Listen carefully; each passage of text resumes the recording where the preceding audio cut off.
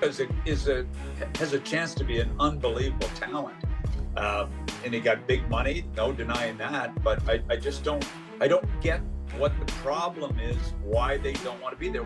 Winning is one thing, I get that, but there's more to it than just losing. What are your thoughts on the Dobson trade? The Islanders pretty interested, it seems like, in trying to get back into the draft for Hagens, sorry.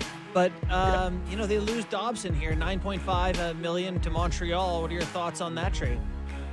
I like it for Montreal. I think, for whatever reason, he didn't seem to be appreciated on the island. Right. You know what? I know there's some warts to his game. I get all that, but he puts up. He's capable of being a 70-point guy. You've seen that. I think Montreal is a real nice fit for him. I don't know why they were so. I've listened to this for 2 years that they weren't happy with him. I know he doesn't play the physical game. He's got to be tougher in front of his own net. He's a quality kid. He's a PEI kid. He's a Summerside kid. Quality, great family. I like it for Dobson because I think he needed a change. It costs Montreal Heineman and 2 first-rounders, Mac, and the 2 first-rounders are significant, but there is a sense that there's a drop-off at maybe 10 or 11 when it comes to teams clamoring, I think, to get into that top 10. And at 16 and 17, as a general manager, how difficult would it be to give up those picks? And do you recall always at your draft table where you just hit a hard line on where the talent drops?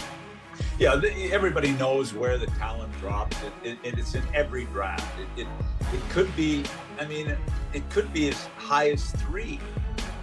I remember the draft where, Cam Barker went 3rd overall, and it was a major drop-off after, Malkin and Ovechkin. Malkin, and Cam Barker went number 3. Oh, boy. So, it drops off early in some stages, and typically you get to the mid numbers. And I think often back to when Getzlaf and Perry went late first round. We were praying we were going to get Perry in the second round because we had the second pick in the second round. And he goes, 25 to Anaheim? Getzlaf was a late first round pick that people liked him, but nobody saw the 2 of them becoming Hall of Famers, I'll tell you that. So there's drop-offs every year, and it varies. But, and you don't know. You get guys, I had a couple of 7th-round picks that played 900 games in the NHL. Chris. So, it's all over the map each year. So tonight is the theme of your book, Draft Day, is it not? Do you feel a special affiliation to this event tonight? Are you selling copies? I feel so special about it that I probably won't even watch it. I'm in LA here, and I've got to tell you, it's so weird here. So sorry, are you there for something totally independent of the draft? I was speaking at a sports management conference, so I'm speaking at it. So, but it just doesn't feel like the draft. I think it was a monumental mistake. I think they regret it. Obviously, it's going to go back. We knew the GMs wanted this, and I think they're going to be disappointed. And I know they are here in LA. It just is not, the energy that typically is around the draft is not here. Mac, part of the news coming in, and it's been fast and furious the last 24 hours, is an agreement on a new CBA that runs 4 years here. Contracts somewhat shorter at 6 and 7 years now. And, various of other smaller details coming in now as well. But how important is labor piece here for the league, the players, and maybe a few sponsors out there? Certainly, a new television agreement as well here at Sportsnet. Look, I remember, and you do as well as I do, how bitter it was. How bitter it was in the Good Now era. It was really tough sledding. I saw Ron Hainsey this morning, congratulated him on the deal. you know what? I think it's really important, and I think the players have got a good thing going. I know there's a few little things at the end that were, sticking points, but pretty minor in the whole scheme of things. I like it. I think it's good to have it out of the way. I think Marty Walsh, I haven't seen the details of it, but I think Marty and Ron Hainsey are to be commended, to get this done this fast. It is crazy. It feels like everything has been pretty amicable since Walsh has come in. And I'm impressed at the speed that they're getting this done, that they just kind of wrapped it up. 84 games and a playoff cap stand out to me, Doug. These seem like two different things. Playoff cap we totally needed. 84 games, Seriously. Is that painful or what? I mean... we've said if there were 70 games, the quality would probably be better. We've been calling for a shorter. Yes, I know. Like, where did this come from? I mean, obviously, teams need some more revenue, but I mean, your season ticket holders are getting hammered now. I mean, imagine a couple more games in there. Like, seriously. You know what's crazy, too, is they said if you have 100 games, Doug, maximum 2 preseason games. Like, I don't know about you guys, but that's not a lot of hockey to be, like, launch into the season. I'm sure the feedback was, no problem, give it to them. Yeah. Players. The thing with the exhibition games, I mean, remember, Nick, I mean, the players used to fight not to have to play in them. Yeah. We had the 10-player rule where you had to dress 10 vets, and, you get your vets to play at home. You take a skeleton crew on the road. It was painful to go through it. When I started in Columbus, we put the 9 exhibition games in our season ticket package. And I got away with it.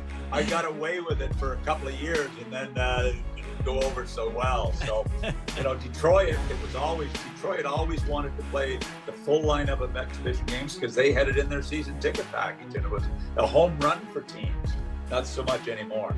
It sounds like the loophole, the long-term injury reserve loophole is closed up here. Yeah, so does Kucherov need a new T-shirt? Say on that? I didn't hear. What's the ruling on the it sounds like there's a lot of details to how specifically it's going to work, but there will be some sort of cap similar to the regular season cap. So you can't bring in a guy the second the season ends who makes $10 million. Right. So the injury thing, he has to be, they can't fake it anymore. Yeah, if you're going to come back. Not that teams were faking it, but I think a couple of might have been. Maybe fudging it a little bit. And hey, can you put goalie equipment on? Because I can get you a full-time job as a e-bug. We're becoming the NBA now. I told you they travel with 5 practice players, because they don't want to wear and tear on their play. Like, I don't know how the owners put up with this. I really don't. The money they're spending. What's an e-bug going to cost? No, but it's not that. It's just another body that you don't need. Really. I mean, like, seriously, guys. Like, I mean, why wouldn't they just dress the chef? Hire a chef. They have been. Yeah. They've been dressing the chef, and it's embarrassing for the league. Okay, I'm all for peace. What?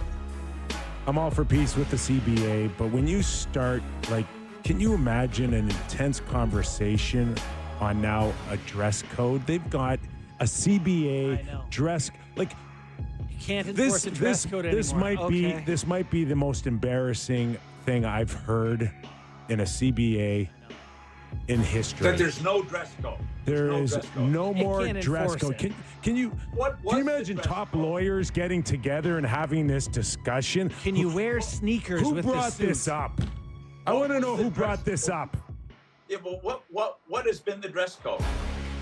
Suit-ish, suit no tie. Yeah. No longer required to dress in any specific way. I don't know. Let me ask you guys: would you make your guys still? Would you still say to your team, "We're dressing up here," or do you just not care?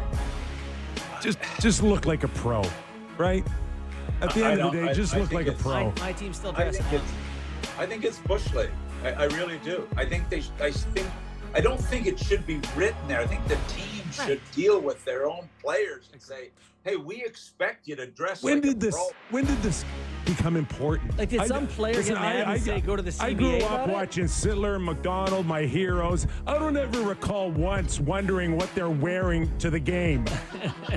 It used to be a big part of our pregame show with Ron McLean and Grapes. Oh, look at the Oh, God, suits they're Grapes. wearing.